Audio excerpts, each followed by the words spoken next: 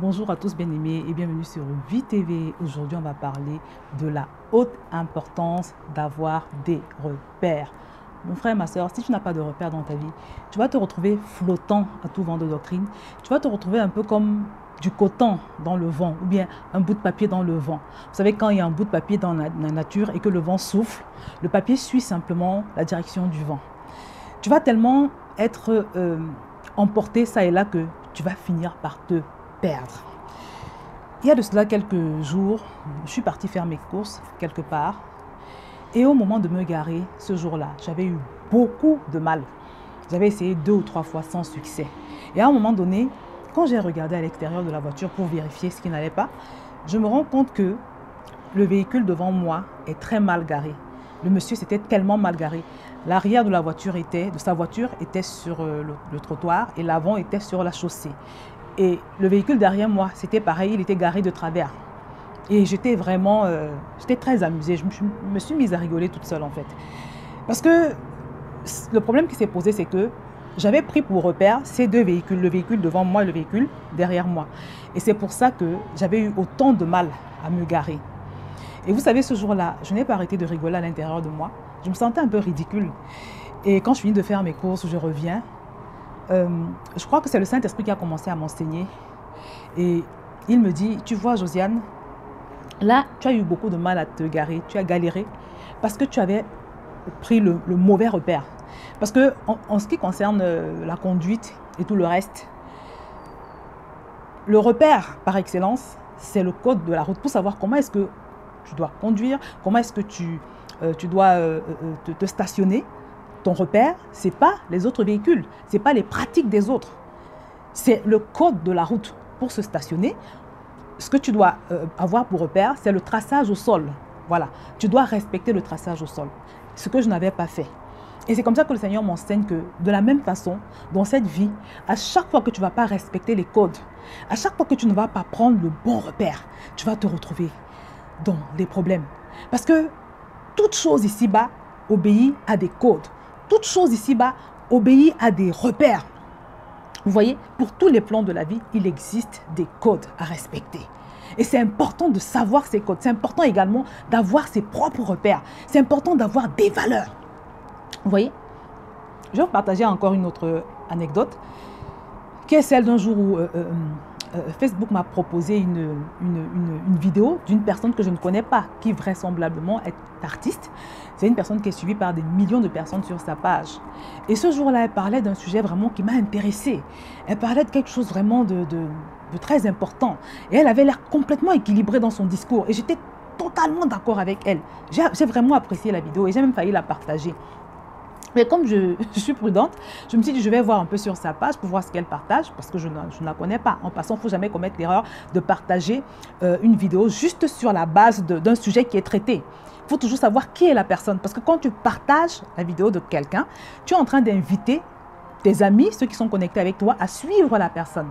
Donc, quand tu ne connais pas globalement la personne, ça peut être dangereux.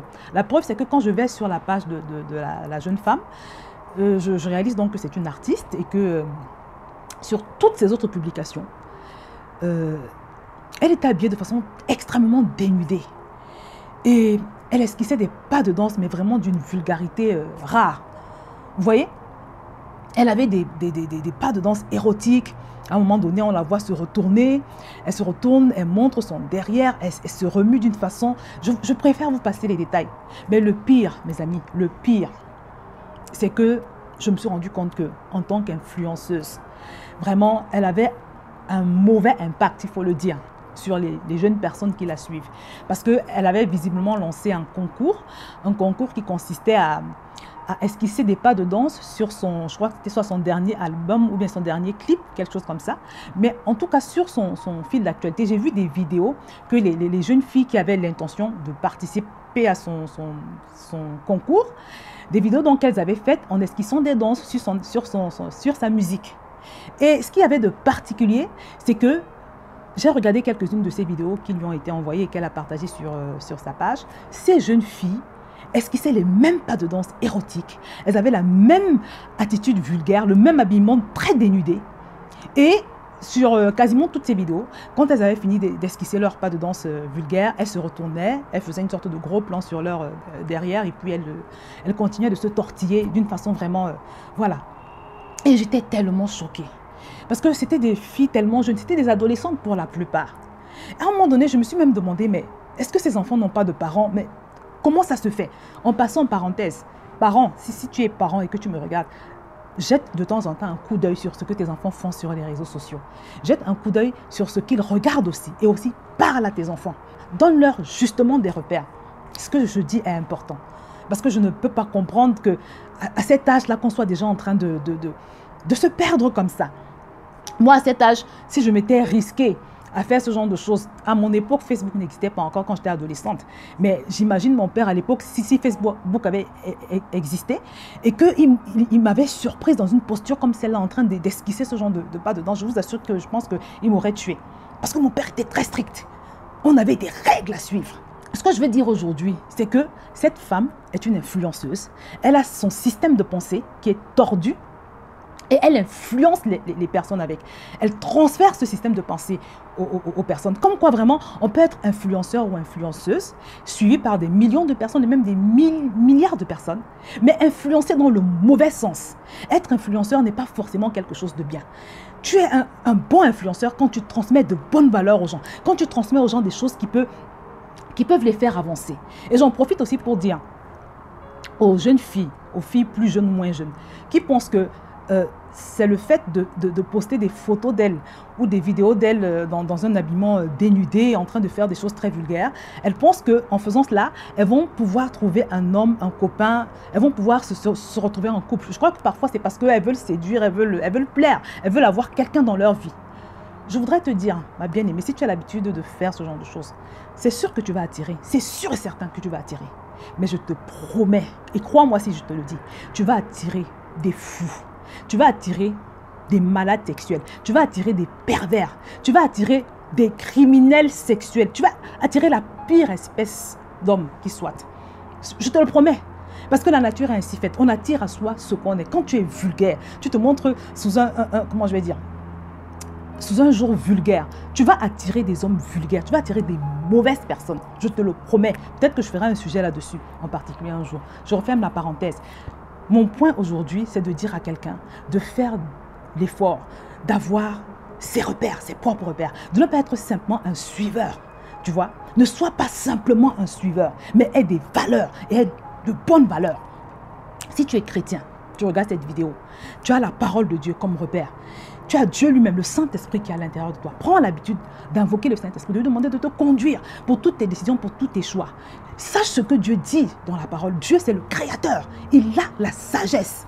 Il est la sagesse incarnée. Donc, si tu suis la sagesse de Dieu, tu vas bien fonctionner dans cette vie.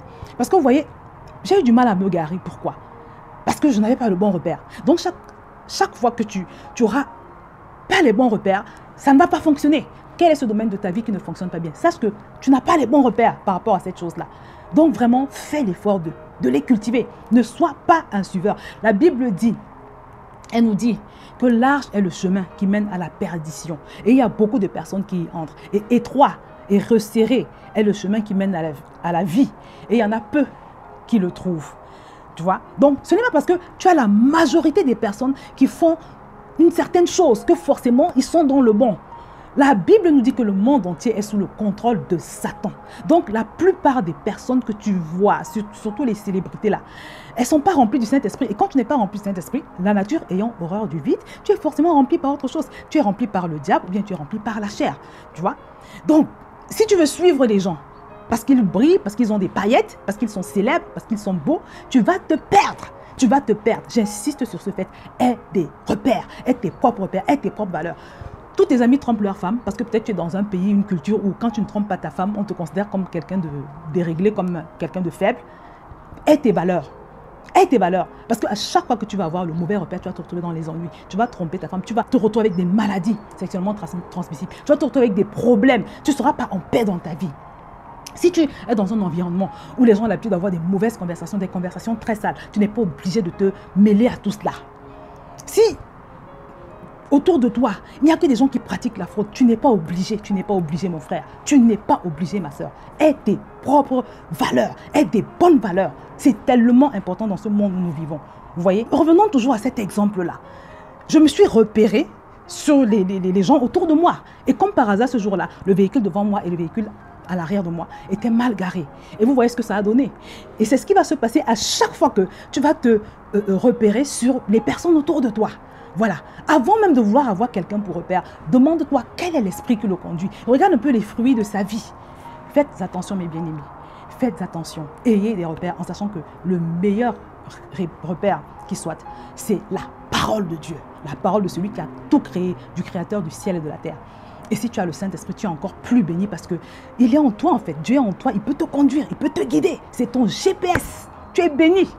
Donc voilà, et bien aimé, c'est ce que je voulais partager avec vous. Si tu n'as jamais fait la paix avec Dieu, mon frère, ma soeur, je t'invite à cliquer sur le lien que je vais te mettre en bas dans cette vidéo. Et ça va être le début d'une grande aventure pour toi, d'une aventure magnifique, merveilleuse, que moi-même je suis encore en train de vivre aujourd'hui. Et également, je vous rappelle que c'est le dernier jour aujourd'hui pour s'inscrire à la formation des passionnés de Dieu. Si vous ne l'avez pas encore fait, également, je vous ai mis un lien en bas de cette vidéo. Donc voilà, mes amis, c'est ce que je voulais partager avec vous. Ayez des valeurs, ayez des repères, ayez Dieu pour modèle. Vous voyez, soyez à l'image de Dieu. Vous allez fonctionner, c'est le secret pour avoir une bonne vie. C'est le secret pour réussir. C'est le secret pour s'élever au-dessus de la masse. C'est le secret, pas simplement pour posséder des choses, mais pour posséder des choses qui vont durer, des choses qui seront en sécurité, des choses qui seront fondées sur le roc. Je vais m'arrêter là et je vous dis à très bientôt sur VTV.